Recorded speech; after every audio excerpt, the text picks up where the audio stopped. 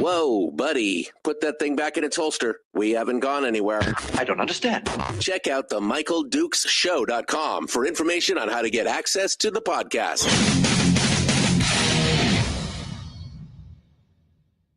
Welcome to the party, pal. The Michael Dukes Show.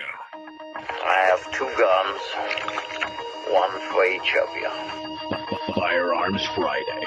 As Thomas Jefferson stated, it is the right and duty of the people to be at all times armed.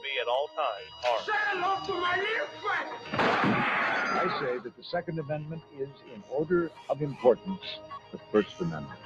The right to keep and bear arms is the one right that allows rights to exist at all. The Michael Dukes Show. The right to keep and bear arms shall not be infringed. Firearms From my cold, dead hands. Friday. Here's my rifle, this is my gun, this is for fighting, it's for fun. Firearms Friday. Oh, yeah, buddy. I'm sorry. I didn't mean to assume your gender there, sir, ma'am. Good morning. Welcome to the program. It is the Michael Dukes Show, broadcasting live across the state of Alaska on this your favorite radio station and or FM translator, and live around the world on the interwebs at michaeldukeshow.com. Hello, my friends. Thank you so much. What it's a crazy world we live in, crazy times. It's lots of stuff happening.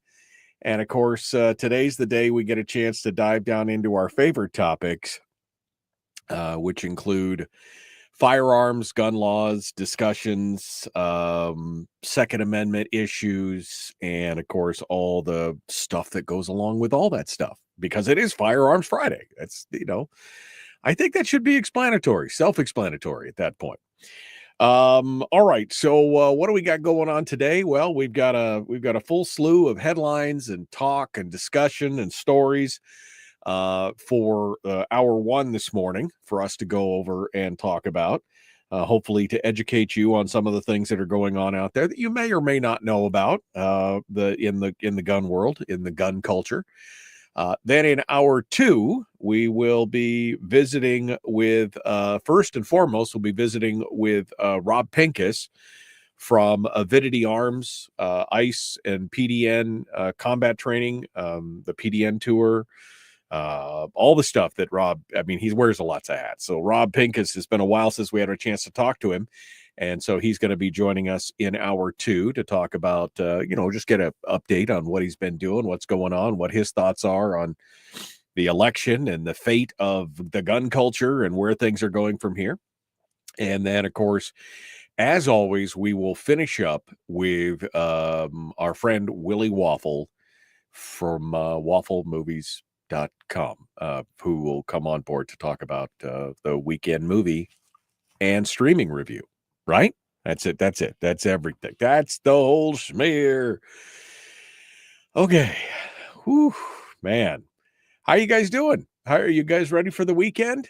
Are you ready for a little bit of, are you taking downtime, or are you doing a million things? What are you working? Or are you just going to sit back and enjoy a little bit? I'll be honest with you. I am going to take just a little bit of time this weekend. I still am working my way through my list of to-do things, but I am going to take a little bit of time this weekend to spin down for just a little bit, because I'm getting a little wore out here, and I don't know if you can hear it, but I'm a little stuffy. I'm a little run down, and I might need to sleep in a little bit. I'm just going to cut back to a million things, from a couple million things to a million things. So it'll be good stuff. But I'm planning on taking just a little bit of downtime this weekend to try and R&R, rest and recuperate, or relax and recuperate, or refuel and reload, whatever it is that R&R stands for. Anyway, we're going to just kind of enjoy ourselves. and get ready for Monday, which reminds me, on Monday, we are going to be talking with Bryn Butler from Fairbanks, Jody. Oh, I forgot Jody's last name. Jody Stewart from the Upper Kenai, and then Dorotha Ferraro from the Lower Peninsula. And we're going to be talking about their big Community Connect event, which is going on the 28th. So I got all three ladies on at the same time to talk about this event that's going on statewide. So just to get some info and figure out what was going on. And, it's a good thing. It's a good thing. I don't know why I turned Italian there, but it's a good thing. So we're going to do that on Monday, and that'll be coming up for next week. All right, let's see. What should we do? I think we should, continue or get started on some of the big stories that appear to be heading around. Now, the one thing that I'm hearing a lot of, and this happened this has been going on since the assassination or the murder, I guess I should say, of the healthcare CEO, Brian Thompson. There has been a lot of talk about ghost guns, right? Ghost guns, right? I just feel like every time I say that, it needs to be in the whole Scooby-Doo ghost gun, right? I mean, it just feels like that's what they're trying to do, is they're trying to use the worst possible language to stir up the most possible fear on something that anyway. So they're talking about ghost guns, right? Which what they really are is personally made firearms, PMFs, right? Privately made firearms, sorry. Which we've had the ability to do in this country for years, right? You've had the ability to make a firearm since the founding of the country. You've had in most states, there has been no restrictions. If you wanted to make a firearm for as long as you weren't selling it, or distributing it, and you just wanted to make one for your own, grins and giggles, you could do it. So this has been going on for a long time. But now that we are seeing the mass producing of 3D printed files, and now we've got the Ghost Gunner desktop CNC machine and everything else, and now the mainstream media has really become hip to what's going on out there. Is that there's a lot of guns that people have been manufacturing on their own for years. And they, the news media is just aghast at these people. So when you look at this and you look at the numbers, though, you realize that this is not really as prevalent as you would expect. Tom Knighton over at Bearing Arms goes into this in a couple different stories. One where he's talking about, where they go after and they actually look at the number of cases where a privately made firearm or a ghost gun is being used. And what's ironic is that one of the sites that had gone over this is the Good Men Project. And they actually said the quiet part out loud that nobody really, wants to point out. This is what they said about the ghost guns. Okay. Often called ghost guns because they can be hard to trace. These firearms can be either partially or completely made with components that have been produced in metal or plastic on commercially made 3D printers. The U.S. Supreme Court is considering the legality of current federal restrictions on these firearms. The first known criminal case involving a 3D printed gun resulted in the arrest of a UK man in 2013. But since then, police worldwide have reported finding increasing numbers of those weapons. My research focuses on the economic and social effects of advanced digital technologies, including 3D printing. I can see that the use of 3D printed guns in criminal and violent activities is likely to continue to increase, and it will likely prove ever harder for governments and police to regulate these firearms. Now, couple points on this. First of all, with that last part, good. You can't stop the signal, right? That's good. It will prove harder for governments and police to regulate these firearms. He, the person who wrote this article, acts like that's a horrifically bad thing. But just for a minute, think about Tiananmen Square. Think about the crackdowns that are happening in places like Russia of dissidents and people who are protesting. Think about any place where there is some form of tyranny or a tyrannical government where they have long oppressed the people, or in the case of China, they just outright massacred them and run them over with tanks and doing everything else. Now imagine that these same people were introduced into 3D printed guns. You act like it's a bad thing, when in all actuality, it's a pretty darn good thing. But the biggest thing, what really cracks me up about all this is that they actually quote in this article the first known criminal case involving a 3D printed gun resulted in the arrest of a UK man in 2013. Wait. It was already illegal in the UK to have any kind of gun. And it was already illegal, and the guy did it anyway. He was a criminal? He broke the law? Tell me that ain't so. Say it ain't so. I mean, that is insane. But you know what really cracks me up? Is that when you look at the actual numbers, the actual raw numbers on PMFs, privately made firearms, ghost guns.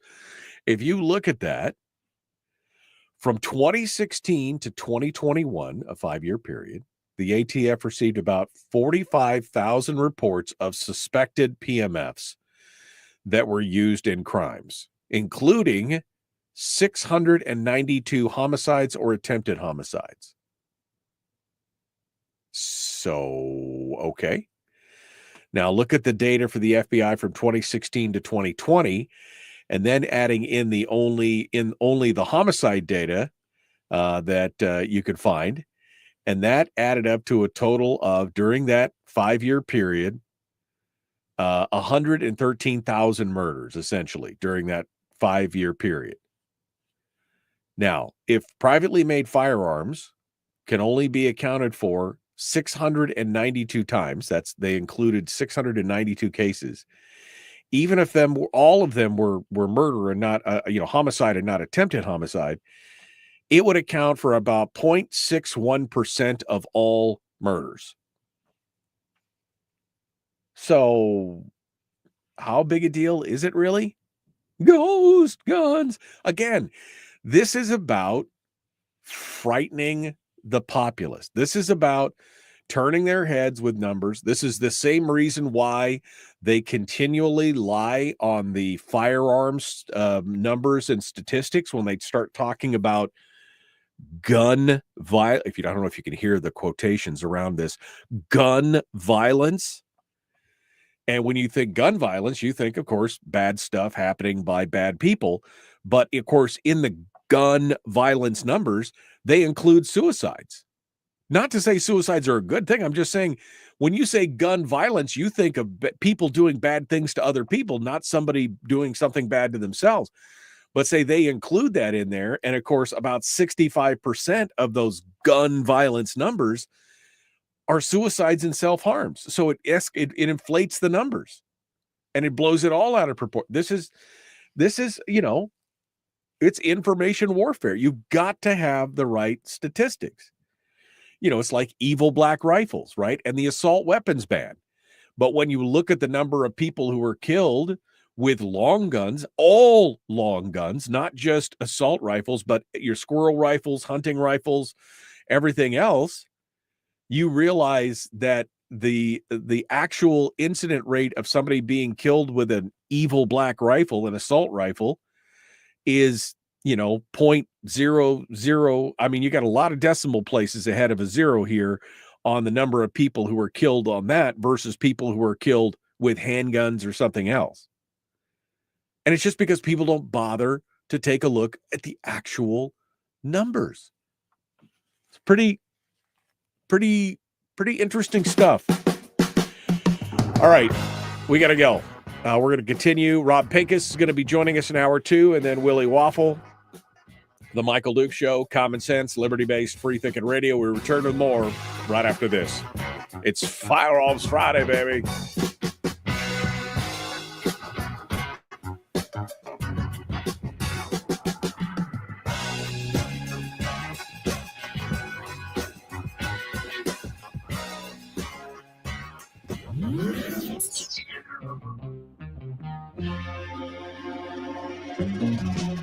Running on 100% pure beard power. Oh, also some coffee.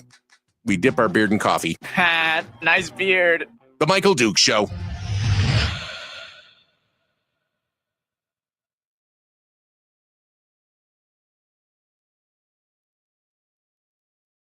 Oh, good morning.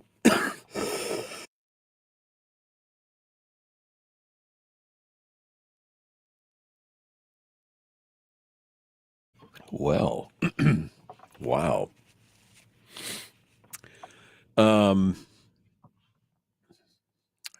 What's going on here? Anthony says that he is slowly descending into fever madness as the Fairbanks flu continues to ravage me with Stephen King-esque brutal efficiency. He's starting Captain Trips this weekend. For those of you who don't know, Captain Trips is the end of the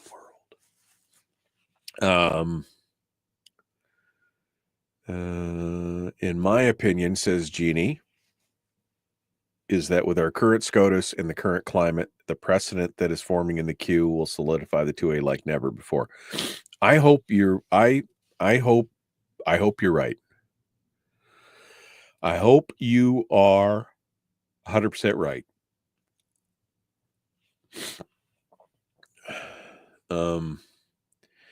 Frank said, I spent a week on the shores of Lake Lucille. Thanks, Valley people, for providing a different day of weather all 7 days. Why did MD want to move from the Valley?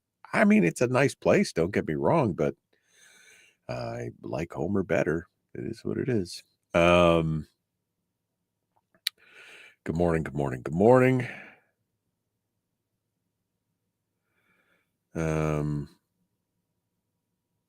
I heard it was an antique gun. Okay. Frightening the normies. Okay. Anthony just said we were talking about privately made firearms and ghost guns.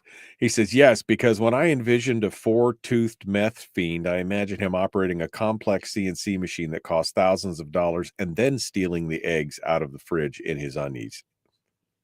Exactly. I mean, it's just, Rick says, I actually just need people in Canada to share the Friday show with. Wonder how many guns are printed in the country to the east. I don't know. But yeah, I imagine that that's going to be a thing in Canada as well. People will be like, nope, sorry. I'm sure they'll apologize for it, but they'll be like, sorry. Had to print something. I've got a print job going on. Sorry. Bill says he hopes that I'm not getting the same crap that he's had. He said he's been sick since Christmas Day. No, I mean, I think I'm just a little wore out. It's been a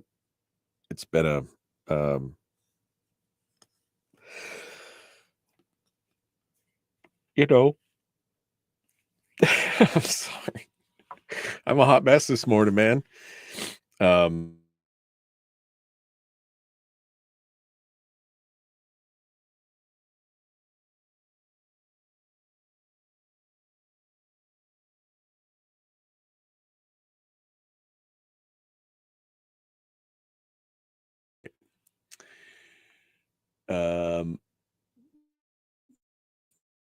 Just bumped that one right off the thing there, didn't we? Okay. Well, let's continue on here. Boom. Okay. Lost our connectivity there for a second. I don't know what happened. But we we shall overcome. We shall overcome. All right. Everything's back. Okay. Sorry, guys. Not as witty as I normally am in the morning for discussion with you guys. All right, let's get to it. Shall we? Like, subscribe, ring the bell, do all the YouTube-y things. I'm going to live. It's fine. I'm fine, just fine.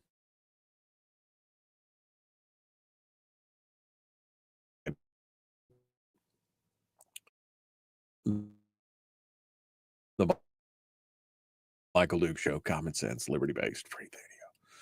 We're done. Here we go.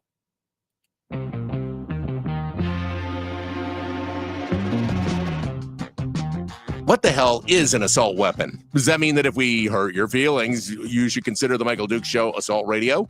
Okay, we can accept that. Here's Michael Dukes. Kind of a but somewhat funny. What?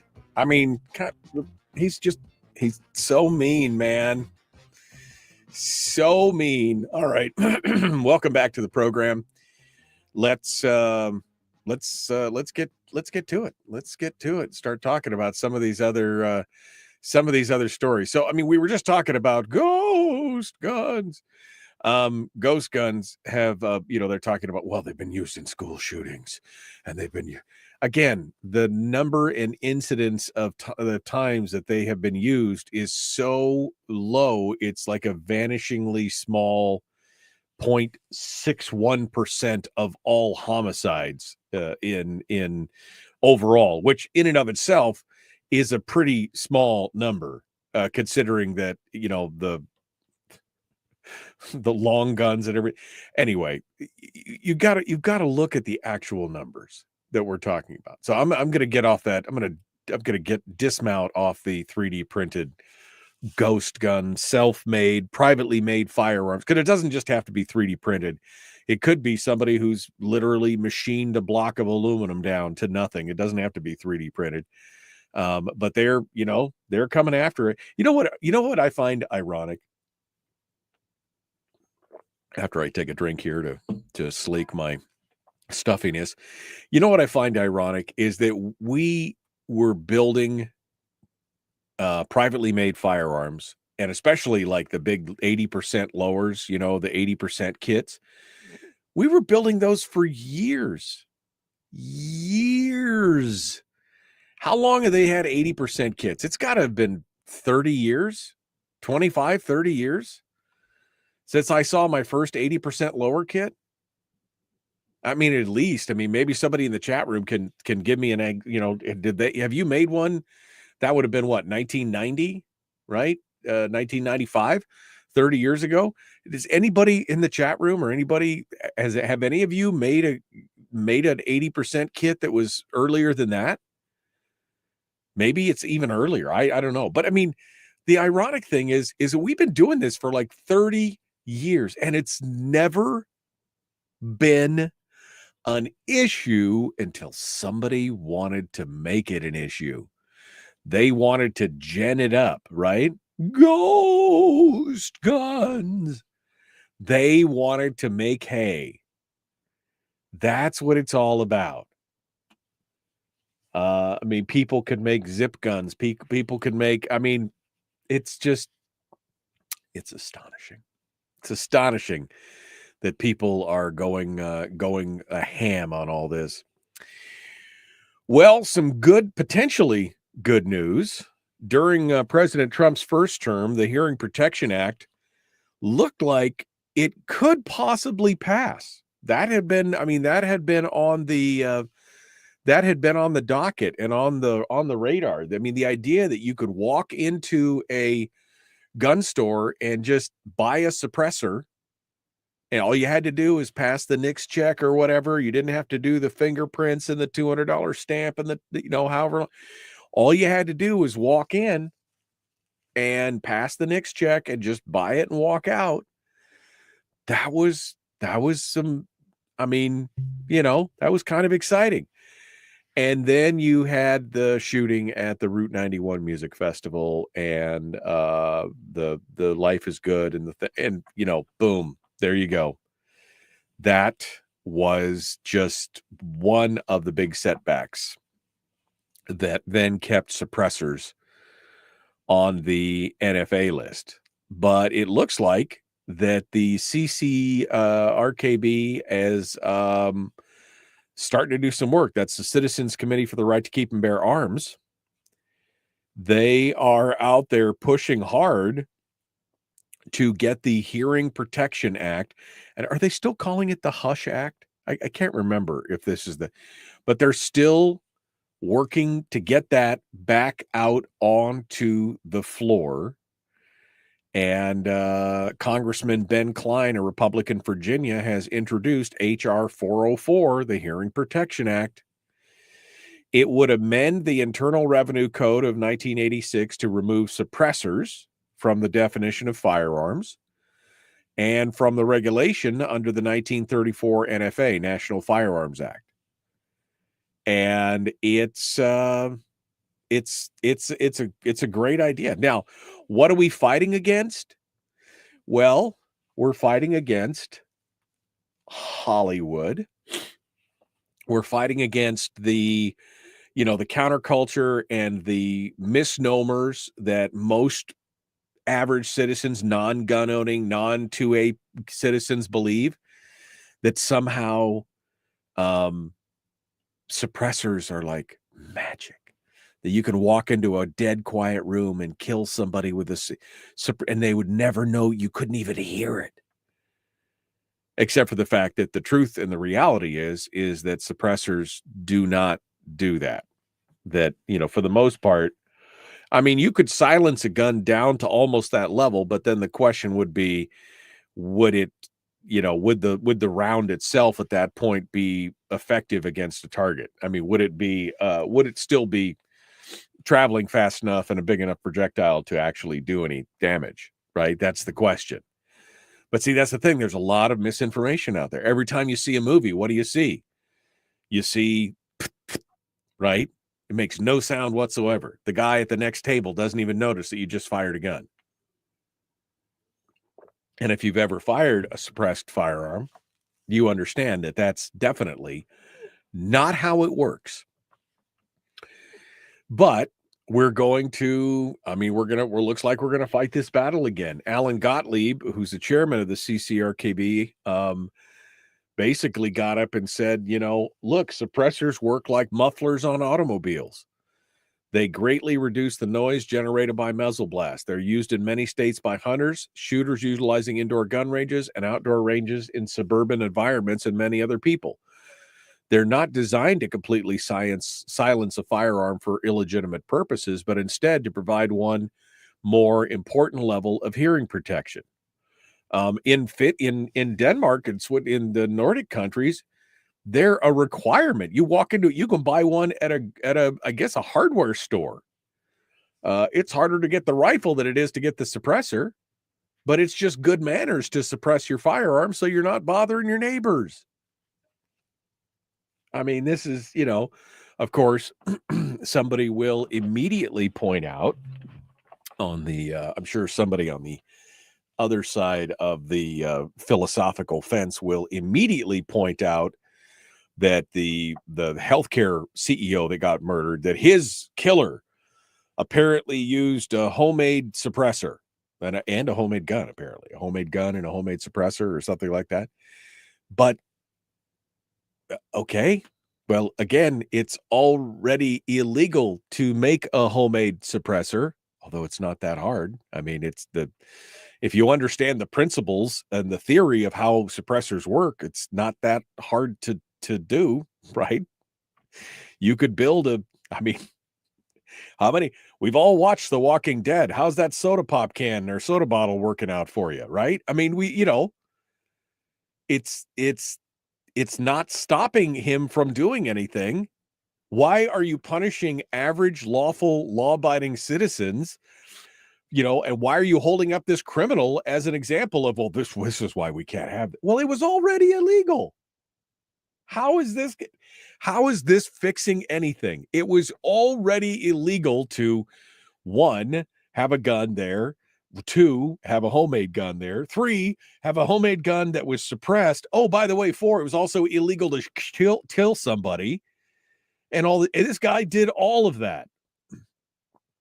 So, okay. So he used a homemade suppressor. It wasn't that people heard the shot.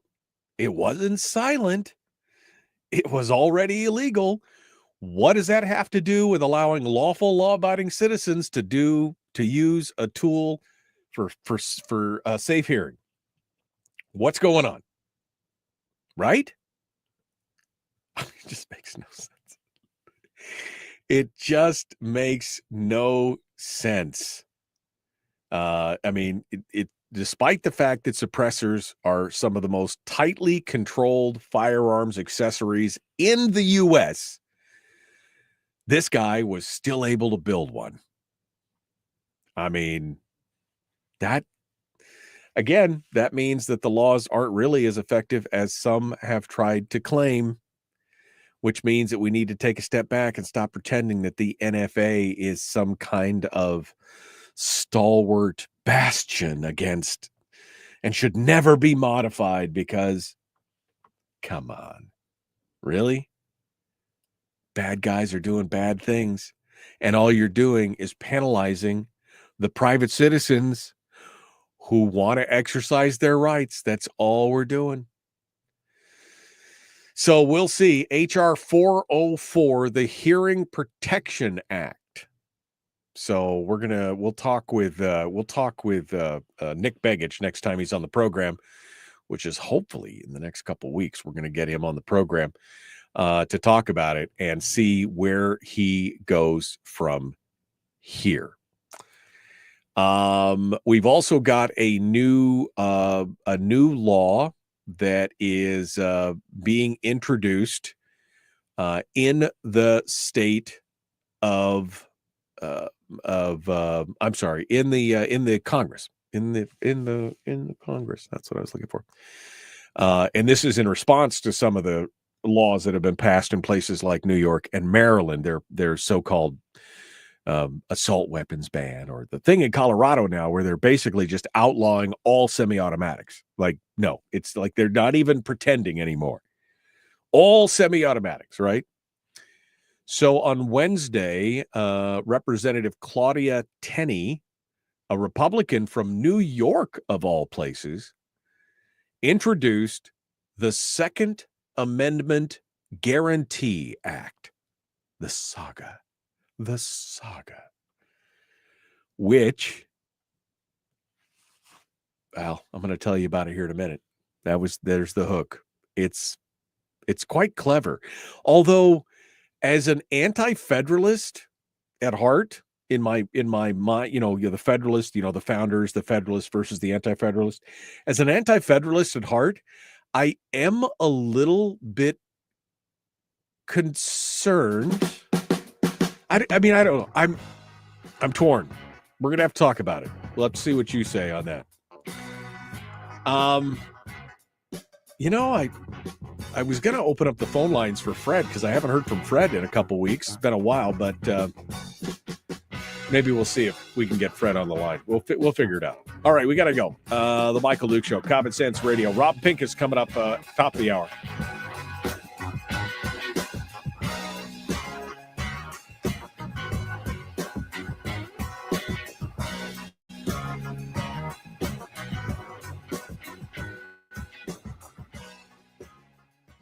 If you missed the show, you can listen to it on your time with Dukes On Demand.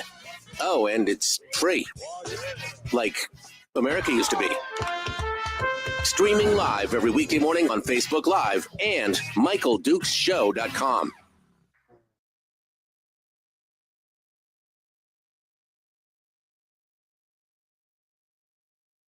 Okay.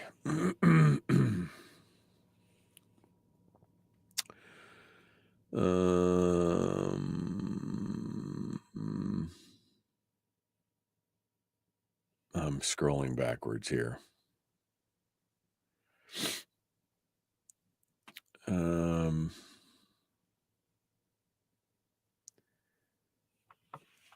So they should be shipping the Ghost Gunner CNC soon. Yeah, I know. Those things have been sold out. Every time they go on sale, they sell out immediately.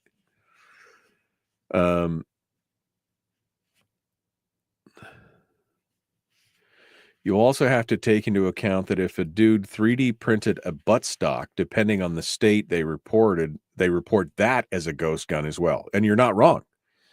The numbers that are being provided are heavily contaminated. Well, and they're heavily confusing.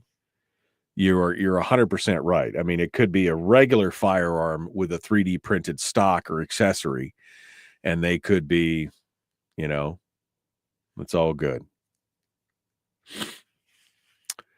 WK says, my neighbors will be happy if I had a suppressor. Yeah, exactly. Hey, Greg, how you been, man? You've been a busy guy. Haven't seen you in a while. Yeah, Alka-Seltzer Plus is your friend. I got sick right before we moved from Wasilla, and I was living on Alka-Seltzer day and night, the 2 color boxes, the blue and the orange. I was living on that stuff for about 10, 12 days because I'm back to where I was, that thing. So, yeah. Pete says going after ghost firearms is their way of chipping away at our Second Amendment rights. I agree.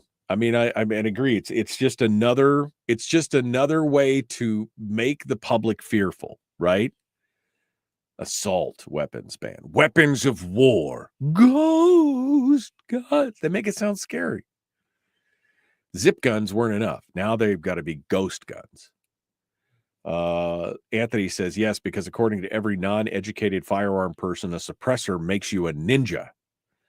I then usually offer to let them fire my 90-ish decibel AR-10 with no hearing pro. Since 165 decibels is silent, it shouldn't hurt, right? Yeah. The guy went into the effort of researching and making his own firearm and suppressor, but skipped over the Nielsen device. Yeah. Oh. All right. Rick said he talked with Nick's office yesterday and voiced opinion on the issues. Good. Fred and that dude in Australia. Oh, Chris Howard. Remind me. Yeah. I learned my lessons yesterday about opening the phone lines. Imagine having that. We're going to talk about this in a bit, Brian. Imagine having that thing that goes up in addition to a suppressor and a ghost gun. The thing that goes up. Yeah, imagine what that madness would be like. Imagine you had that shoulder thing that goes up. I'm sorry, I'm a little punchy. That's some funny stuff there. Oh.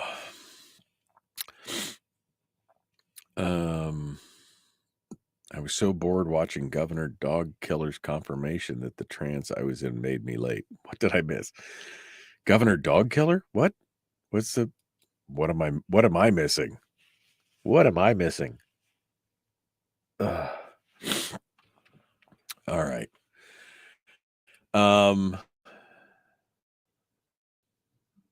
Fred, I guess should I launch the whole phone line thing, or should I just send Fred I don't know. I've only got one more segment before we got to jump into it with Rob. And so I am trying to Trying to see what's going on here. All right. I don't think I'm going to have enough time. I've got less than a minute here. I suppose I could try it. Oh, so bad. So bad. All right. Well, we're trying to launch it here. We'll see if we can get the phones launched and get okay, there we go. And continue and join. Okay. Let's see if this actually works. Thanks for calling the calling line of the Michael Duke Show. Yeah. All right. So we got there. So I got the phone lines up, and we'll see if Fred wants to call in. Fred, if you're listening, you can call in because people have been asking about you, man. People have been asking about you. All right. We'll see what we can come up with. Hopefully the phone lines hold together because they've not been super stable the last couple times we've used them. All right, let's get to it. Here we go. The Michael Duke Show, Common Sense Radio. Here we go. Is it really 8 seconds? Okay. 5, 4, 3, 2.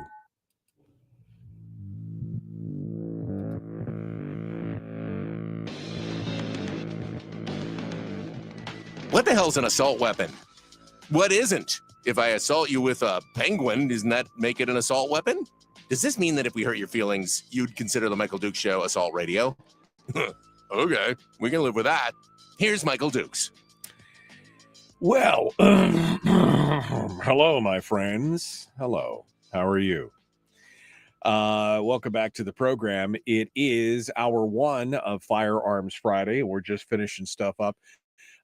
Somebody in the chat room said we hadn't hadn't heard from Chris, and we hadn't heard from I'm sorry, I apologize, we hadn't heard from Fred in Rhode Island in a while.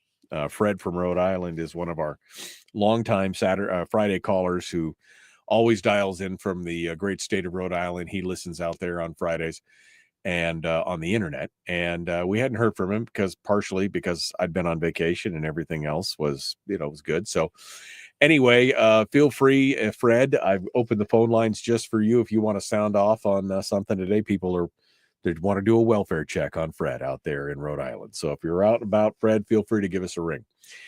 Meanwhile, Rob Pincus from Avidity Arms and PDN, the Personal Defense Network, and ICE Combat Training is all going to be, he wears all those hats and more.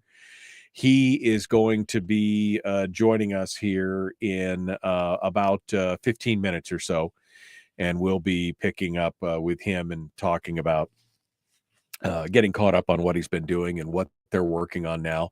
Probably talk a little bit about SHOT Show and everything else. It should be a fun deal. And look, hey, there's Fred right now. Fred's still around. So we got Fred coming up on the phone lines. We'll have him here in just a second. Meanwhile, I was talking about this new law which would nullify state level gun bans. So we'll talk about that here in just a hot second. But first, let's check in with Fred to see what he's got to say. Good morning, Fred. How are you, my friend? Good morning, Michael. Glad to see you back on vacation. How did it go? Yeah, it's been it wasn't really much of a vacation. I've been working since Christmas Day. So, but it's been fruitful. It's been we've been working hard. Got a lot of stuff going on. Looking forward to a little bit of weekend. I'm going to take a little bit of downtime this weekend. I think I'm going to take a day and just kind of relax a little bit. But how have you been? How was your holidays? Oh, it was good. Pretty hectic. Did a little bit of traveling and back in action back here in Rhode Island. So here we go. All right. Good to see Monday. We kind of get the chance to turn the country back in a direction that's going to be fruitful for the next 4 years. Straighten out a lot of craziness that's been going on, and I think it's something definitely positive to look forward to for a change for a long time. Change was definitely long overdue. Yeah, well, we can hope that some of these changes are going to be good and that they're going to be reflective of it. Have you been following any of the big firearm stories here lately? Oh yeah, we've been following. Sure, I'm always on top of those that's kind of like my favorite subject. You know, following what's going on with the firearms. There's 2A in the firearms. Yeah. Apparently, you know, I think the left has taken a step back. I think, and it is kind of like in pause right now because I think that they don't know whether Trump's going to come down on them like a ton of bricks, or you know they're just going to try to kind of weasel some kind of a compromise with them, or you know just kind of like just lie low until they can get their act together. You know, reorganize. Well, some of them are maybe taking a pause, but some of them are going full bore. I mean, they're going, look at the Colorado thing where they want to basically ban every semi-automatic available out there. I mean, there's apparently, you know, the people in Colorado. I mean, Colorado used to be a very, very 2A state, and then I guess all the crazies from California bailed out of California, but they took their insane politics with them and they moved to Colorado. Right. That's I think that has a lot to do with it. You know, I mean, they let the state that they couldn't stand to stay in, but then they when they left, they took all the things that made California the mess that it is with them, and it's kind of like a pandemic. It's a pandemic of insanity, is what it is. Yeah, and they're just kind of moving around and taking the disease with them. Yeah, well, hopefully, like you said, hopefully with the new with the new president and the Supreme Court that we have and a lot of the precedents, hopefully we can set up and stabilize a good, solid Second Amendment bulwark for the foreseeable future. Let's hope anyway. Well, I think the biggest thing right now is going to be getting a handle on the assault weapons ban and the magazine ban, because that's the most egregious, the most offensive. It's first of all, it's an insult to anybody, any law-abiding gun owner in the country. I think right now it's a spit in the eye, is what it is. But they don't care. The left just doesn't care. They got their agenda, their crazy little agenda. They think it's going to solve everything. Well, if it's going to solve everything, I mean, we're going to start banning pickup trucks now from Louisiana. Right. As a matter of fact. Right. Amazing how quickly that story disappeared. Thanks, media. Thanks, news media. Really appreciate you, picking and choosing, cherry picking and choosing your stories that you want to cover, rather than covering the reality of the whole thing. But God only knows if you did that, you might have realized that this whole gun control issue is nothing but a lot of smoke and mirrors. Yeah, no, absolutely. Another agenda. No, and I know that the Supreme Court right now has got briefs in front of it, and they're actually reading into the briefs on both the Delaware and the Maryland assault weapons ban, and then the assault weapons ban and the magazine ban. So I'm looking forward to it, Fred. I'm hoping we'll see some good stuff from that. So we'll I think we will. I certainly hope we do, because I think that we would step back to sanity if they throw these things out, because it's been nothing more. I mean, I look at it. Dianne Feinstein made an entire career in the Senate doing nothing but gun control. Now it's her whole platform. That's what kept her afloat and kept the votes coming in. Oh yeah. He gets up on a soapbox every once in a while and yells and screams and points of fingers and this and that and the other thing. People fall for it. We have no idea what the hell she's talking about. But they bought bought into the lie. They kept her in office. That's what they did. A lot of other politicians look exactly the same thing. Well, we're talking about Carolyn McCarthy the same way. The shoulder thing that goes up lady. She spent 20 years in Congress after her husband was killed on a subway car by a madman, and she spent 20 years. Her whole shtick was gun control for 20 years. And yet this is the woman that couldn't explain what a barrel shroud was, the shoulder thing that goes up. She's making rules and laws for average everyday Americans and doesn't even understand what exactly it is that she's doing. This is not rocket surgery here. So, all right. Well, Fred, thank you so much. It's good to talk with you, my friend. I hope you have a good weekend. It's always pleasant to visit, and thanks for tuning in. I appreciate it. Yeah, Carolyn McCarthy, for those of you who don't remember, is the gal who had that memorable tete-a-tete with Tucker Carlson back in his MSNBC days. I think it was MSNBC. This was Tucker Carlson. In February, you introduced the Assault Weapons Ban and Law Enforcement Protection Act of 2007. It would regulate semi-automatic assault weapons, including weapons that have pistol grips, a forward grip, and something called a barrel shroud. Weapons with a barrel shroud would be regulated. What's a barrel shroud, and why should we regulate it? I think the more important thing is that it also would have had banned the large capacity clips that Colin Ferguson had used, and also the killer. Okay. But I read the legislation. I'm sorry, I read the legislation and it said that it would regulate barrel shrouds. What's a barrel shroud, and why should we regulate that? The guns that were chosen back in those days were basically the guns that most gangs and criminals were using to kill our police officers. I'm not saying it was the best bill, but that was the best bill they could get out at that particular time. I actually don't know what a barrel shroud is. I believe it's a shoulder thing that goes up. I believe it's the shoulder thing that goes up, what the barrel shroud is. So they insist that certain, cosmetic items or functional items or whatever be included in these bills and laws. They have no idea what they are, but they insist that they be included, and they outlaw them. I mean, this is the whole thing. There was a interesting article. Rajit Singh over at Bearing Arms writes about Susanna Hupp versus Carolyn McCarthy, the two women who took opposite paths after personal tragedies.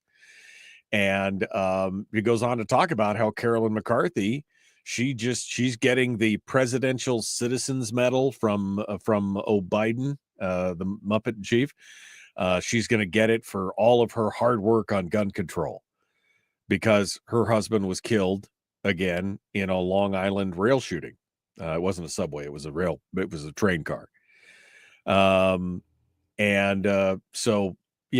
but again, she spent 20 years fighting against, your right to keep and bear arms after suffering a personal tragedy. And so I can understand her advocacy, but on the other hand, you have Suzanne Hupp from Texas, who was part of the Luby's Cafe shooting. She survived. Both of her parents were killed. And what did she do? Did she become an advocate for gun control? No. She fought for more gun rights because she wished there had been somebody there to help prevent her parents' murder. It's interesting. It's an interesting comparison. I'll drop a link to this story in the chat room. We can continue. All right, we got more coming up. Rob Pincus is going to be joining us up next. The Michael Duke Show. Common sense, liberty-based, free thinking radio.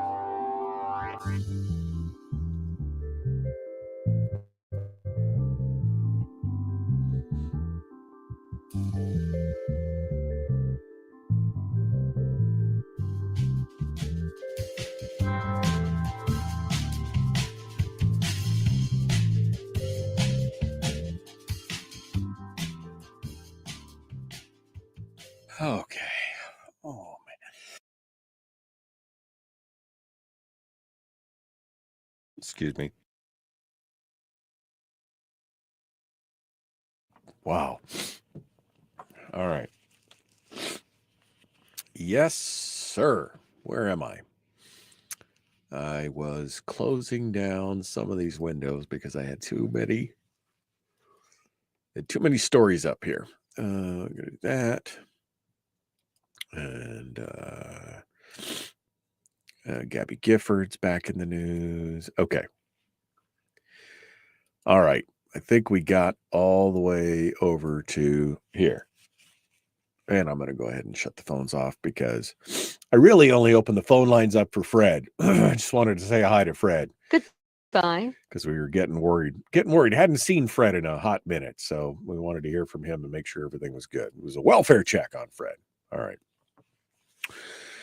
Okay, so excuse me, Fred is all squared away, and I am now waiting for Rob Pincus to be jumping in with us here in just a hot minute.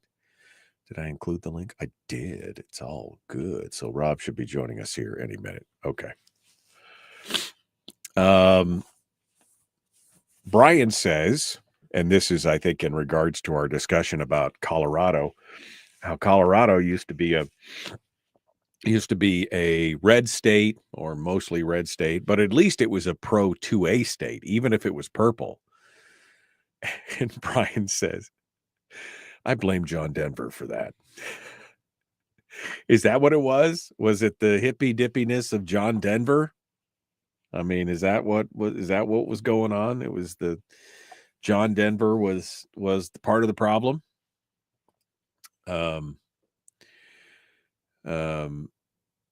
All legislators swear to protect and defend the Constitution. Heck, most don't even know what is in it. Murkowski is turned into Feinstein. Yeah, well, I mean, and Jim is not wrong. He said at the end, Feinstein was being pushed around in a wheelchair and being told how to vote by her aides. Right? I mean, that's how, Pelosi and Feinstein, they both seem to be like, oof. Stick Boy exploited his what? Stick Boy exploited his alleged tragedy. Uh-oh. I didn't, you know what? I was so busy yesterday. I didn't even watch this. I was going to watch the Starship thing, and then I looked at my clock and it was like 2:30 and I had already missed it. So I didn't even bother to go back and look at it. Did the top of it explode? That's going to make me, that's going to disappoint me. That's going to disappoint me. If the top of it, space catches super heavy booster on Starship but loses upper stage. Did it explode? Suffered an anomaly relatively early in flight. Using the chopsticks, but it did catch the super heavy booster. All right, well, that's good. I'll have to watch the video.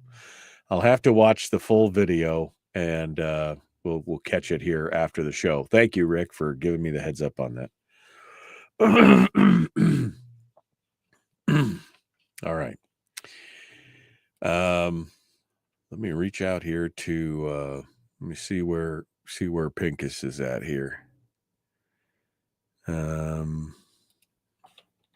Right there. Okay.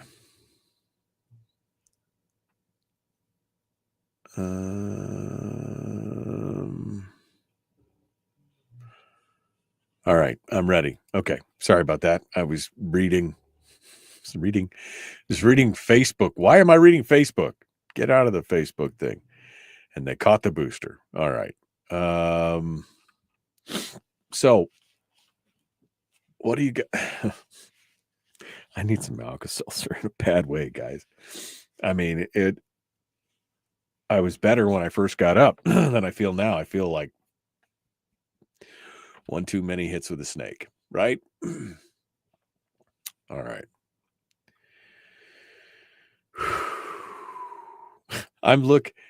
Everyone knows that pistol braces turn the elderly and disabled shooters into Mandalorian assassins. It's for your own good that the ATF takes them away. That was a comment I was gonna put up earlier that I just now saw there, so that's good. I'm working on the space guy for next week. I'm trying to get him on, man. I really want to get him on. It's been so long since I got a chance to talk about all that kind of cool stuff.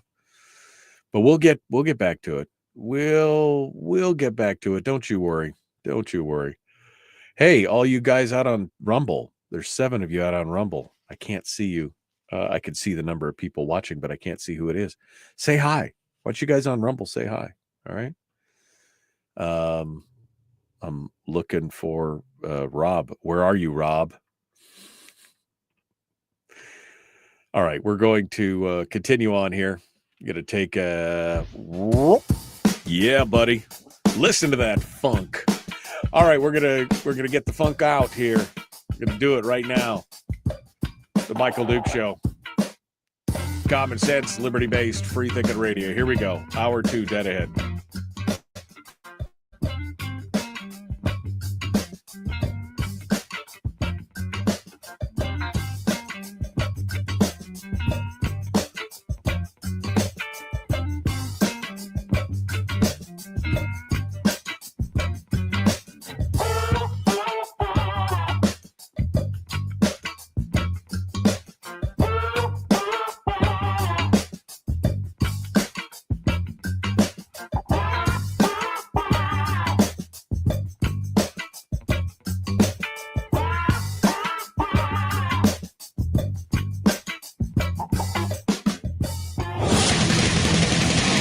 Whoa, buddy, put that thing back in its holster. We haven't gone anywhere.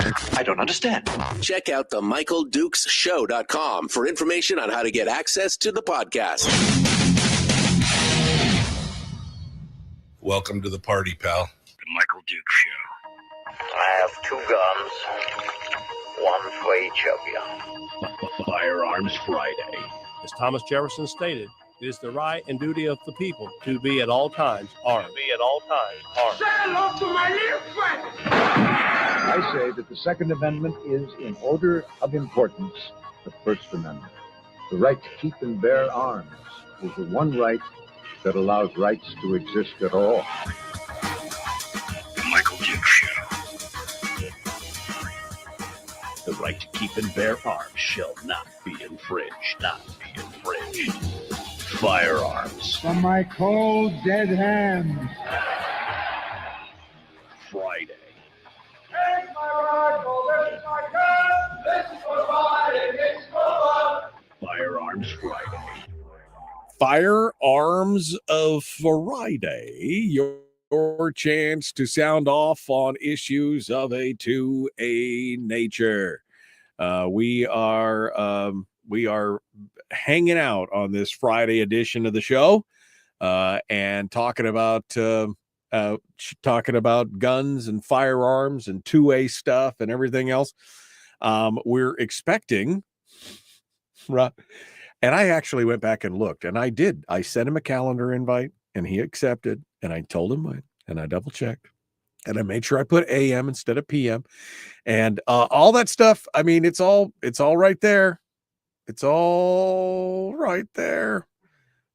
So we're waiting. We're waiting for Rob Pincus to join us here this morning, and we'll hopefully he'll be tuning in here and tying in here in just a few minutes. Meanwhile, we will get back to some of the other stories that we were discussing. Oh, and a reminder that Willie Waffle will be joining us in, 35 minutes, something like that. We'll have a little bit of Willie Waffle with us right here to talk about it. So what was I talking about? Oh, I was talking about the Saga Act before I got so distracted by the Carolyn McCarthy quote. Because every time I hear Carolyn McCarthy's voice or I hear her name, all I can think of is her voice and that whole debate with Tucker Carlson where she doesn't even know. She avoids the question, first of all. I mean, she just continually avoids the question. And I mean, that should be the first red flag for you. And in fact, when I was watching it, even if I hadn't been a pro Second Amendment person, I'd have been like, boy, she's spinning super hard. I mean, because I mean, you guys have heard it, right? I mean, so I'll play it again. I'm going to play it again. It's only 50 seconds. But I mean, you can hear this is a question she does not want to answer. All she wants to do is avoid the question, and because she does not know what he's talking about, and yet she is the stalwart defender of all this. Here's what the confrontation sounded like. This is back in 2007. All right. In February, you introduced the Assault Weapons Ban and Law Enforcement Protection Act of 2007. It would regulate semi-automatic assault weapons, including weapons that have pistol grips, a forward grip, and something called a barrel shroud. Weapons with a barrel shroud would be regulated. What's a barrel shroud, and why should we regulate it? I think the more important thing is that it also would have had banned the large capacity clips that Colin Ferguson had used, and also the killer. Okay. But I read the legislation. I'm sorry, I read the legislation and it said that it would regulate barrel shrouds. What's a barrel shroud, and why should we regulate that? The guns that were chosen back in those days were basically the guns that most gangs and criminals were using to kill our police officers. I'm not saying it was the best bill, but that was the best bill they could get out at that particular time. I actually don't know what a barrel shroud is. I believe it's a shoulder thing that goes up. Okay, so first thing she says is, oh, you know, the more important thing was not the barrel shroud part, but of course was the clips, the big clips. Which every time they say that, I just cringe. It's a magazine. It's not a clip. A clip is something different. A clip is what you put bullets into. A magazine is what you put the clip with the bullet into. Anyway, it doesn't matter. It's just, it doesn't matter. Then she goes on to say, well, it wasn't the best bill, but those were the guns that were used to mostly kill law enforcement. No, they weren't. They were pistols. Pistols are the firearm of choice for criminals. Why? Well, because they're concealable, right? They're concealable. They don't have to worry. You're not seeing assault weapons generally speaking, being the source of being the source of most of the crime against police officers. So you could just see she just did not want to, and could see she tried to pick it up immediately after she made a comment. She tried to pick it up and change the subject, but Tucker Carlson, that was back when you saw. I mean, he's tenacious. He's always been tenacious. That was just a good example of it. Again, from 2007. That's when that quote came in, from 2007. But they just don't know. They just don't know or understand the mechanics of what they're actually creating laws about. And that's the frustrating part, right? I mean, that's the frustrating part when they are making laws and rules and regulations about things that they do not even understand in the slightest, including things like, barrel shrouds or bayonet lugs or, magazine capacities or bullet,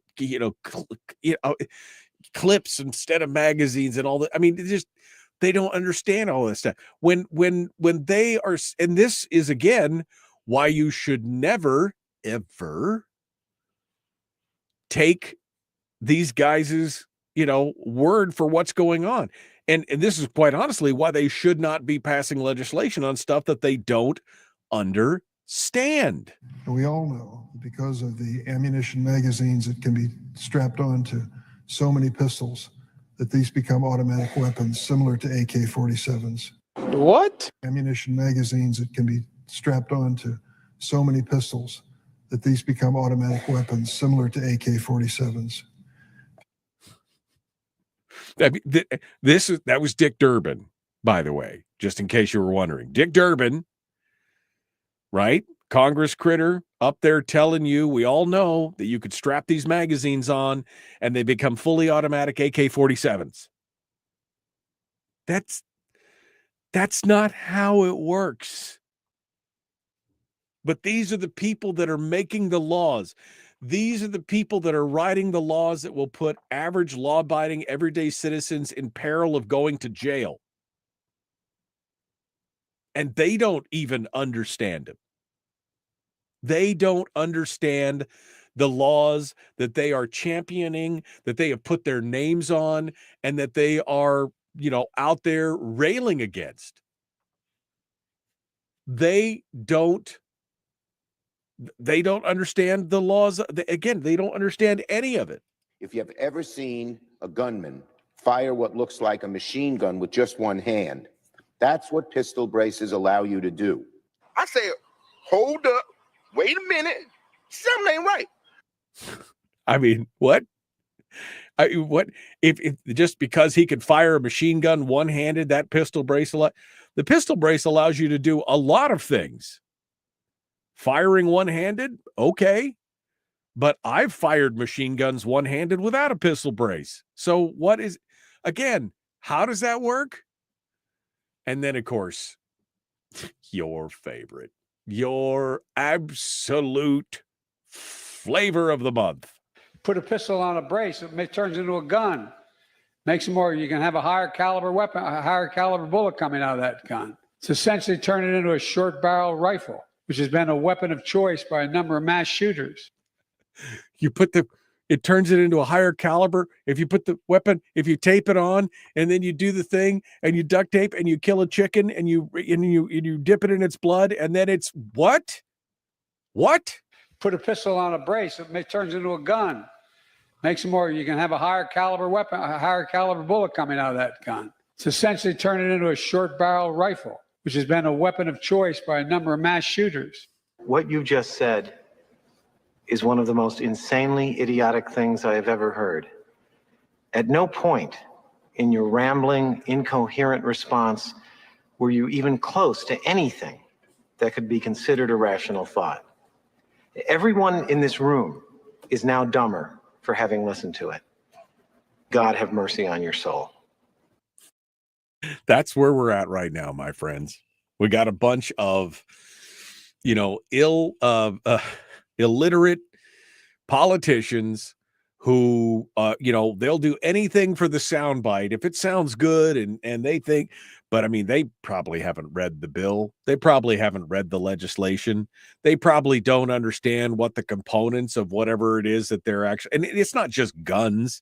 There are plenty of examples of them passing legislation that's a bare framework and then passing that legislation off to some agency or so-called experts because, well, we don't have the expert. You're supposed to educate yourself and get the expertise and bring experts in and talk to them and you're not supposed to pass it off to some unelected bureaucrat who has a say in things that you don't, come on.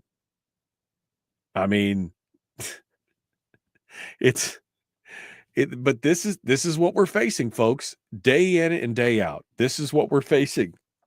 Is a group of people at the legislative level that have just no they have no concept of what it is, what laws that they are passing and what they're doing.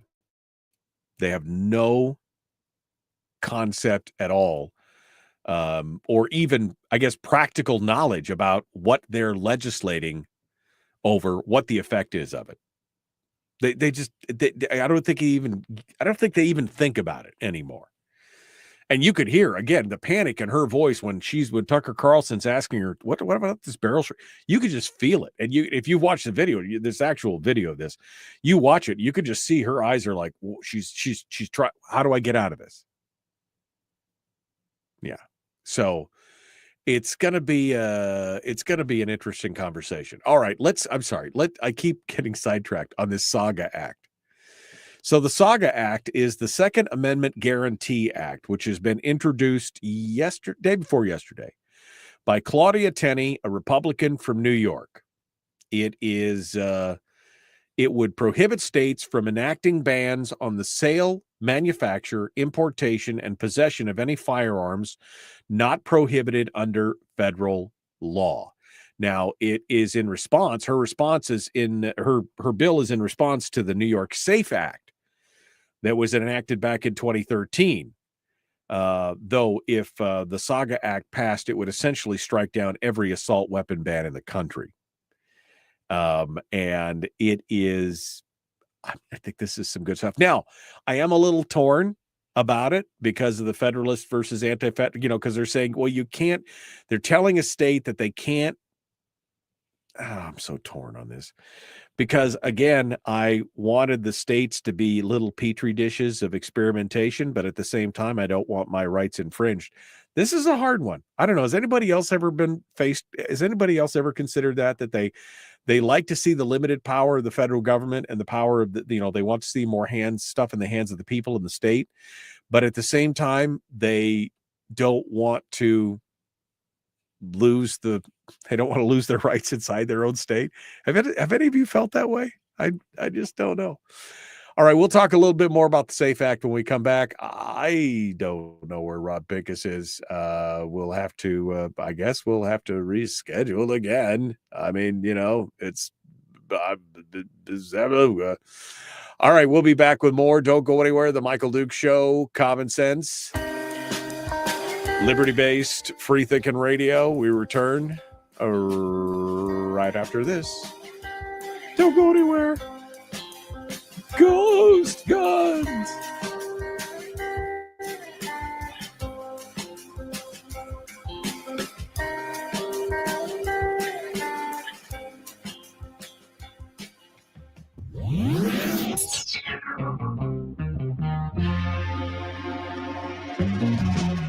Running on 100% pure beard power. Oh, also some coffee. We dip our beard in coffee. Ha, nice beard. The Michael Duke Show.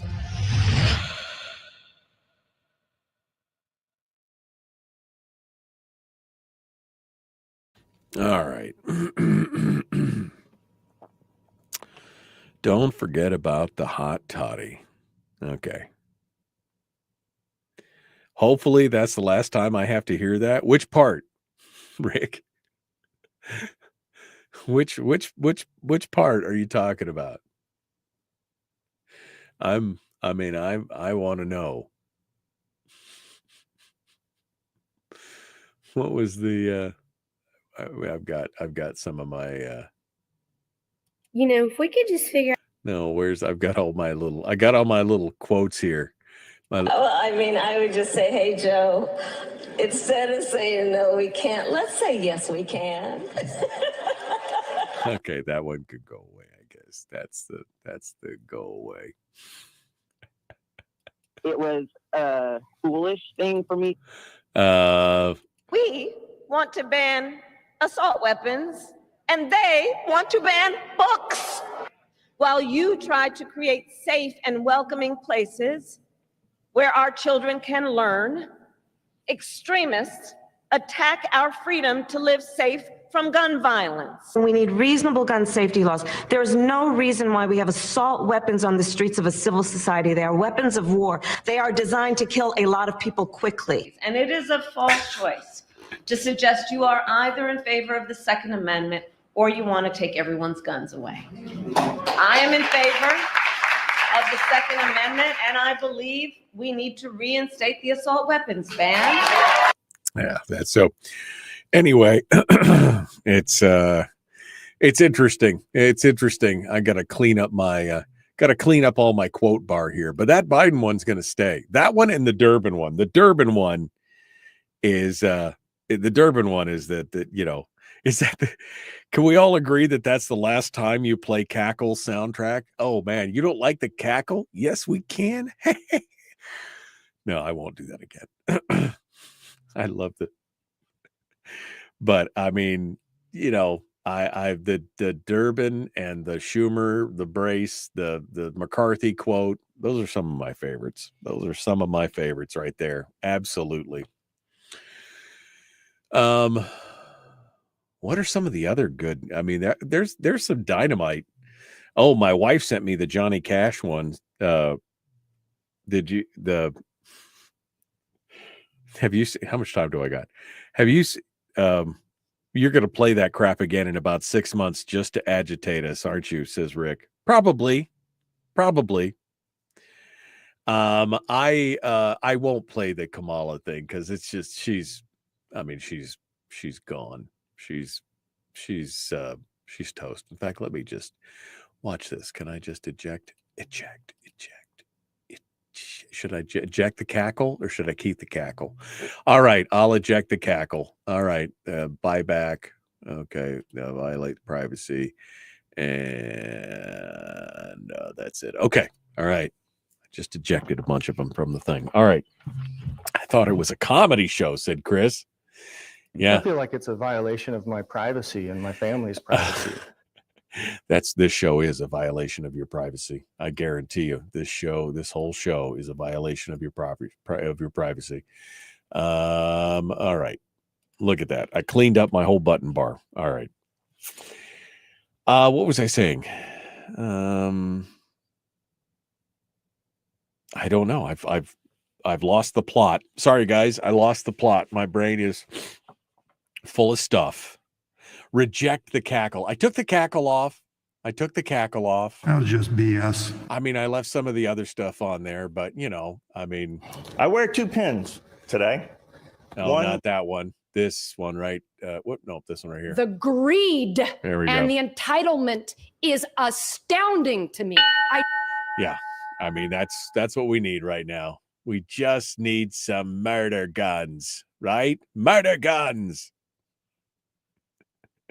Just in case you need it later, hang on to the cackle. Oh God. Why would I need it later? I don't know. All right, we're going to continue on here. Appreciate you guys coming in and joining us. Willie Waffle is going to be joining us here in about 20 minutes or so. Let's get to it. The Michael Duke Show, Common Sense Radio.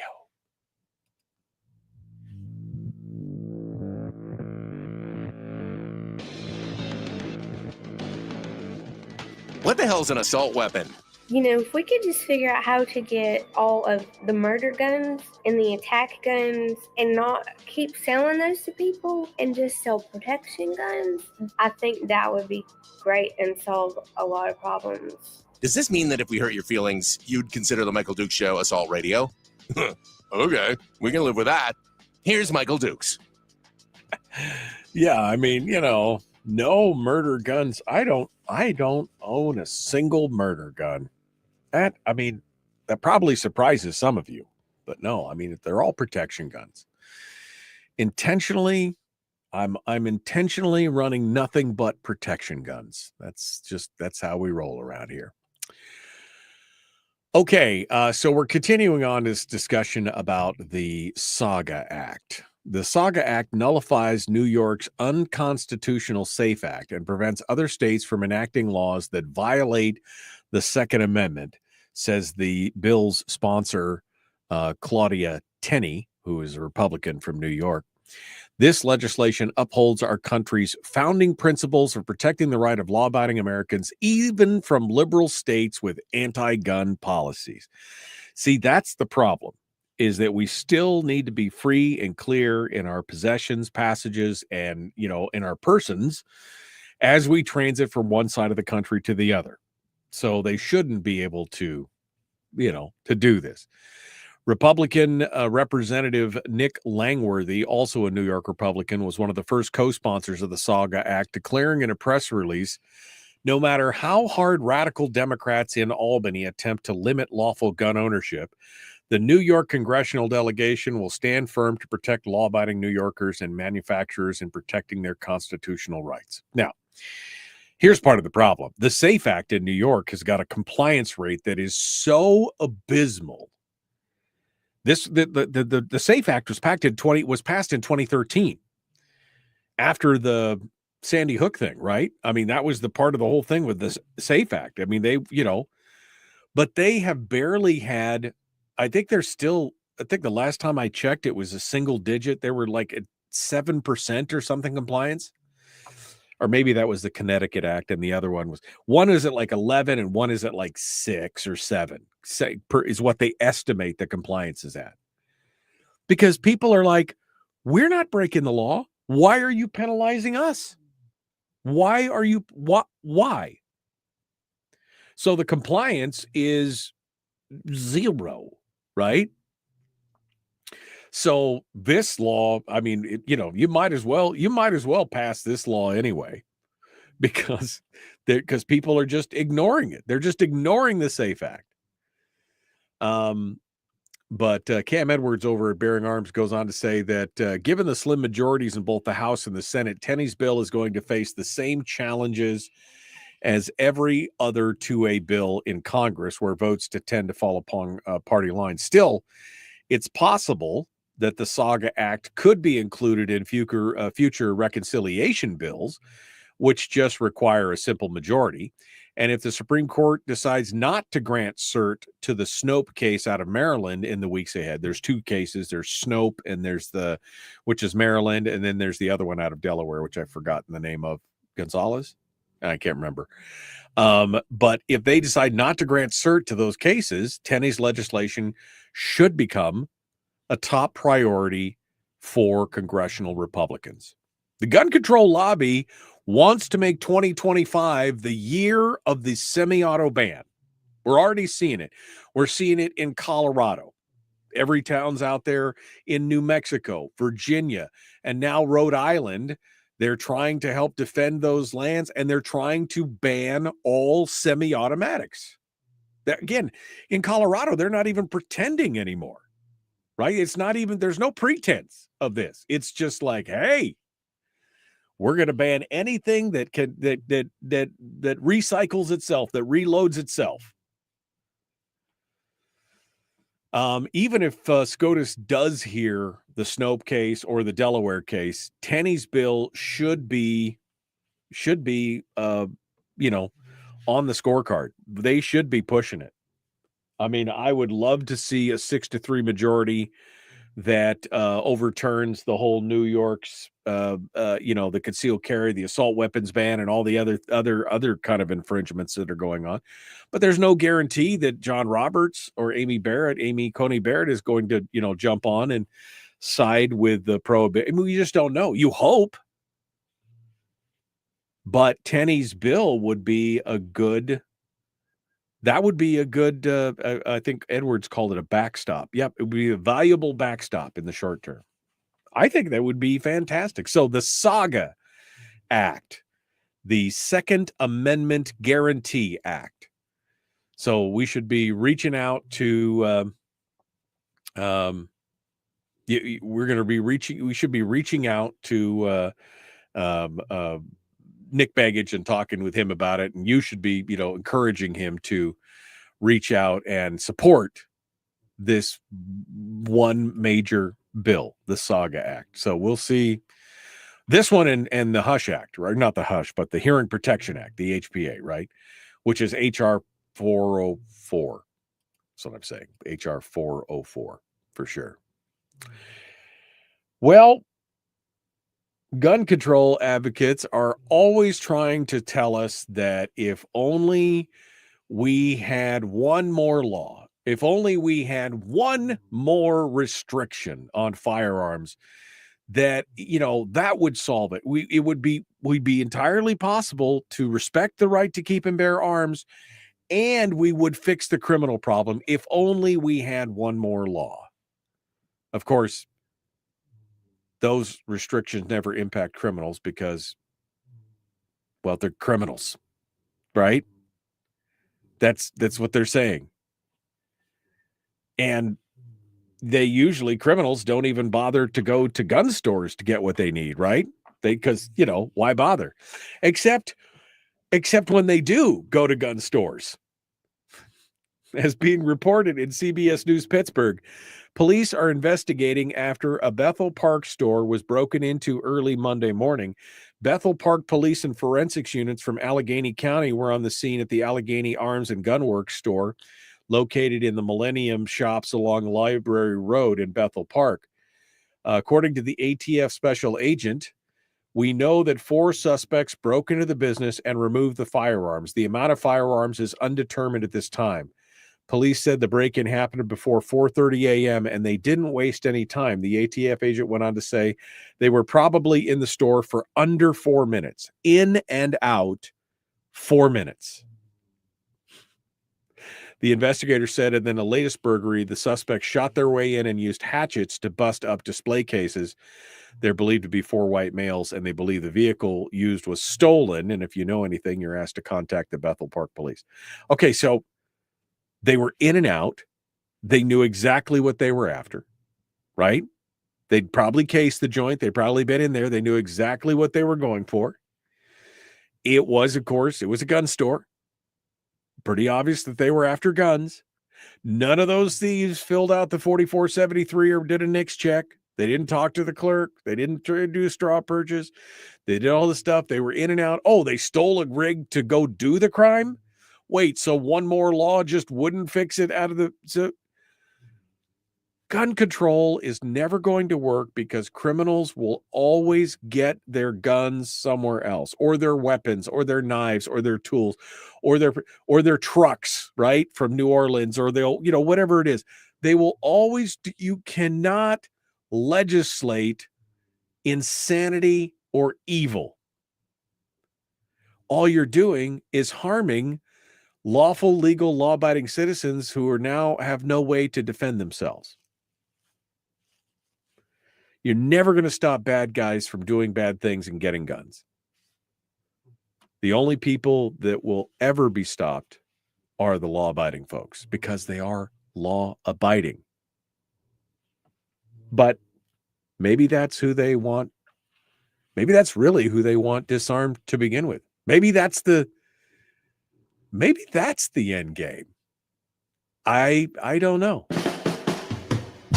maybe that's the end game in the long run, is that they, I mean, at some point you got to be like asking the question, is that what you really want? You want law-abiding citizens disarmed? And you don't really care about disarming the criminals or taking, you don't? I mean, at some point you got to start asking yourself these questions. All right, well, we got to go. Willie Waffle's coming up next. We got more coming up. The Michael Duke Show, common sense, liberty-based, free thinking radio. Back with more after this. Don't go anywhere.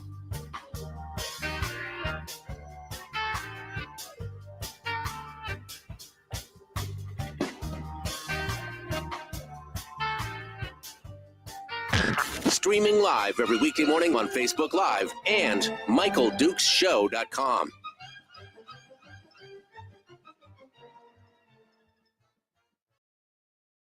All right. I mean, don't you at some point have to ask that question? Are they doing this on purpose? Is that what they're doing? Are they doing this whole thing on purpose? Like, trying to disarm the citizens while trying to make it easy on the criminals. I mean, right? That's what I'm kind of asking,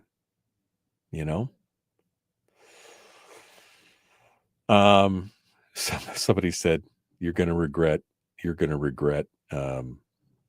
taking those off. Oh, Rob Pincus just joined us. How long's Rob been there? Somebody should have sent me a message.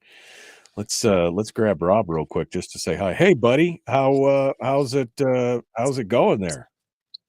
Pretty good, sir. I haven't been in there too long. I was as normal. My time zone awareness was slightly off, but glad to be joining you this morning. How are you doing? Good, my friend. Good. I've actually got another guest coming up here in just a few minutes. I was expecting you at the top of the hour, so maybe we can just get, it's no big deal. It's all good. I had plenty of stuff to talk about. Maybe we can reschedule for next week or the week after, and I'll make sure to send you a text or something ahead of time to get your time zone awareness. I'll be in 2 or 3 different time zones over the next week, but SHOT Show is next week. So maybe after SHOT Show, we can chat and I'll give you my thoughts on what I saw there and what's going on with Avidity Arms and the Personal Defense Network training tour for the year and everything else. Yeah. No, I'd love to do that, my friend. I know that you were planning on going to SHOT Show, and I've been kind of watching, and I wanted to, see what are you excited about? We got about 2 minutes here. What are you most excited about for SHOT Show coming up?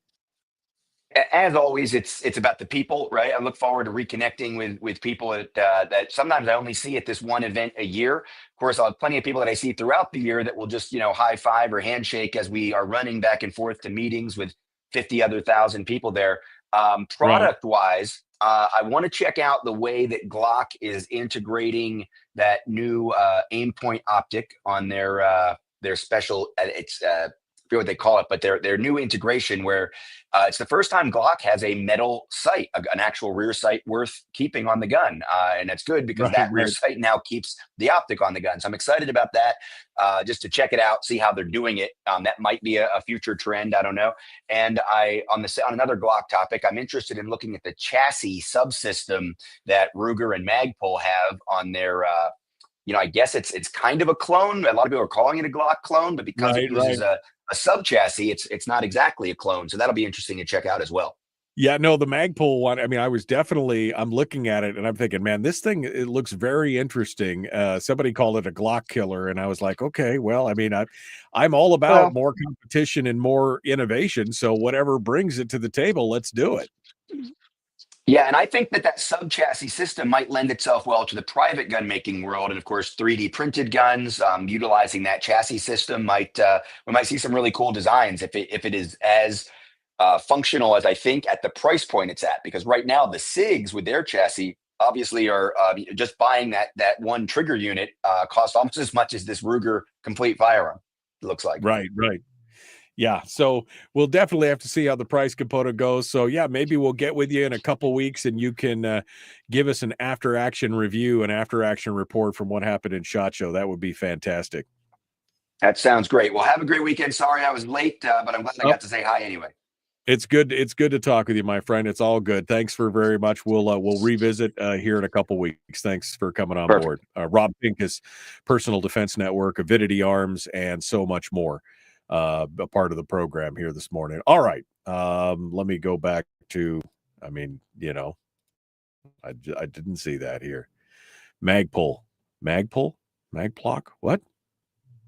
What? Somebody said you're going to be mad that you deleted those because you're going to regret deleting all those because you'll have the opportunity to use them again. Oh, I mean, I still have the actual audio. I just took it off my shortcut bar. I still have it. It's still there. I could still go back to it, but if I really wanted to pull it up, I can. I don't throw anything away from that. Trust me. Trust me right there. That's where that protection gun thing came from. That thing was that I've had that in my audio folder for years. So there you go. All right. The stupidity of gun control as a concept can be easily seen in the background check when you fill out to buy a gun with questions like, are you a fugitive from justice? Or are you going to illegally sell this to somebody else on the form? These people actually think criminals are going to do that background check and answer honestly. Well, the worst part is that sometimes they do, Anthony. Sometimes they do. That's the problem. Sometimes they do. So it is what it is. I'm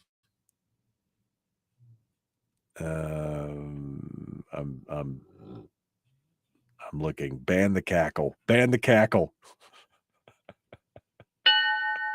All right, here we go. Let's get to it. The Michael Duke Show.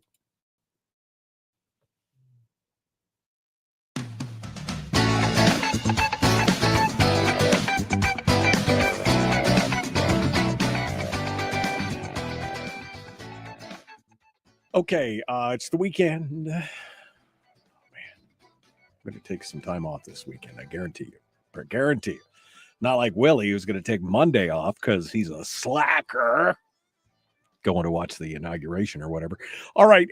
Anyway, Willie Waffle, wafflemoves.com, comes in to join us this morning and tell us what's going on. Hello, my friend. What be the haps? What's going on with you?